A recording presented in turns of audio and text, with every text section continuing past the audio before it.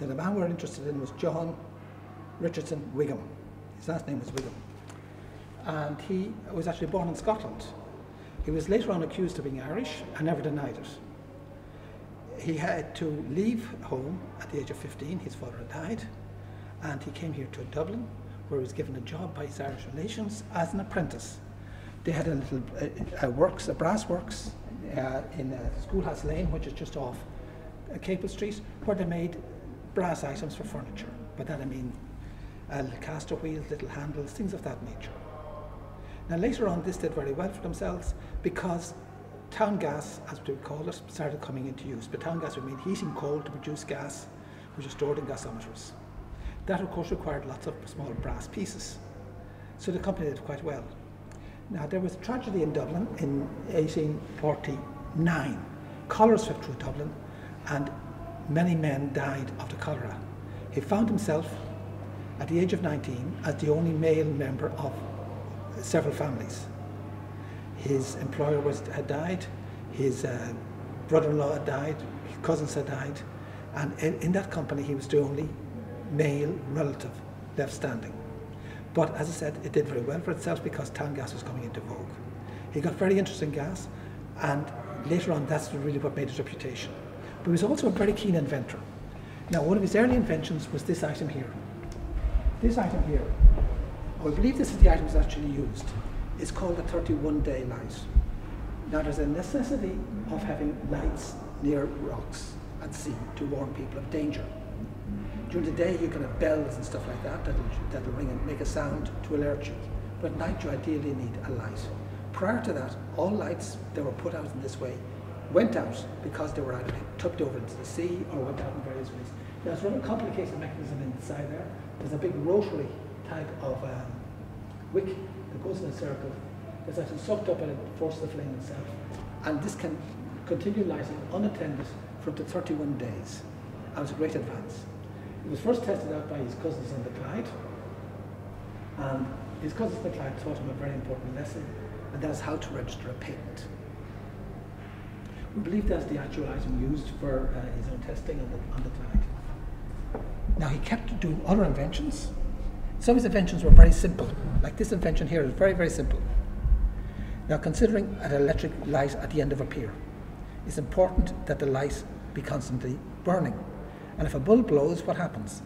He invented this thing so it would turn whenever a bulb blew, and a new bulb would fall into place. A very simple idea, but he had thought of it, he had patented it, and he did very well with this business. He got very involved with gas lights, and his company did very well for itself, and he started to prosper. He created gas lights, and he would supply full gas works for you. And there was a full plant for making the gas and supplying the gas throughout your house, your large factory.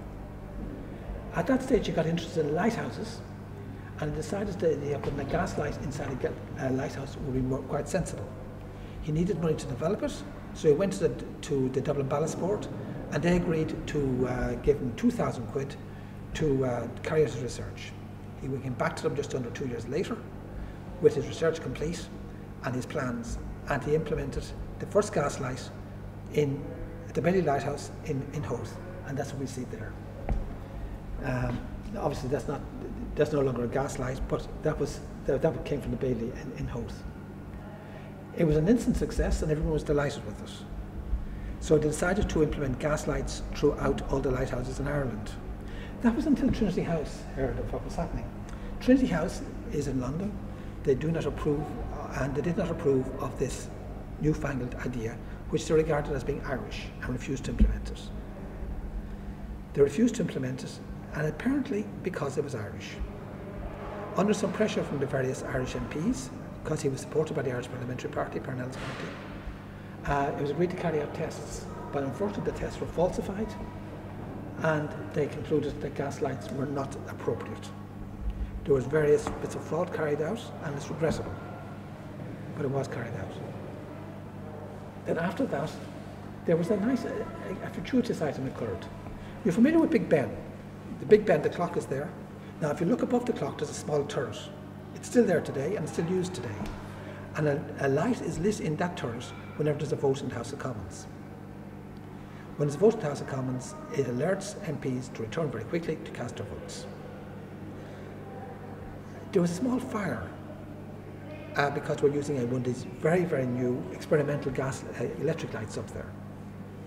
And there was some disconcertion over the fire. Fortunately, some Irish members of Parliament were on site. They were alerted to this, and they promised that they would remedy this item. So before anyone knew anything, they had one of Wigham's lights up above Big Ben. The effect was instantaneous, and it was remarked upon in the newspapers the next day. Everyone could see it. It was a full talk of conversation. They had established a point. Gaslight is much brighter than the oil type of lights, oil and wick lights that were used prior to that. So after that, they were established. But that's at the end of our story. Wigham was a great inventor, and one of the things he did was these lenses. Now, he didn't actually invent the lenses himself. There was a French scientist called Fresnel, was the first person to come up with the idea of these lenses. Now, I won't bore you with the physics, but if you look at the light there, you'll see there's these prisms around it. Now, light by its own nature goes in all directions. The idea of these prisms is to redirect and refocus the light into one particular spot and then bring it out through a magnifying glass so it will reach a great distance and concentrate the light. There was improvements on Fresnel's design that were done by Wigham. But later on, another scientist claimed that he had invented them, for which he received a knighthood. Wigham, of course, disputed his ability to have done so, and has ended up in the courts. Now, casting our mind back to this one, Wigham had learnt an important lesson from his cousins in the Clyde, and that's how to register a patent. Wigham had patented these new lights, these new prisms, a full 2 years previously. So Wigham won his court case and was awarded a large sum of money.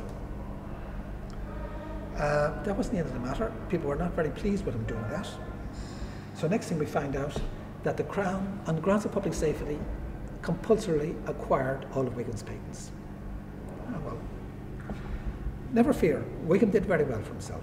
I want to conclude this little talk by pointing at this filing cabinet here. This is the original filing cabinet that was in Wigham's office. You see on the drawers there the names of lighthouses all around the globe. He used to supply the lighthouses in all corners of the world. And there's a full list of all the items he used to send to them and the various orders and these accounts for them. Now the contents, and these drawers are empty, the contents of the drawers are in the National Archives. So Wigham is an example of someone who started off, it's a real rags to riches story. Rags is too strong a word for it, but he did have to leave his home in Glasgow. He had to leave his home in Glasgow at the age of 15 and depend upon his Irish relations to give him a job as an apprentice. And he ended up as a very successful entrepreneur, a very successful inventor. Quite near us here in Temple Hill is the Quaker Cemetery. That's where he's buried, and that's where he lies.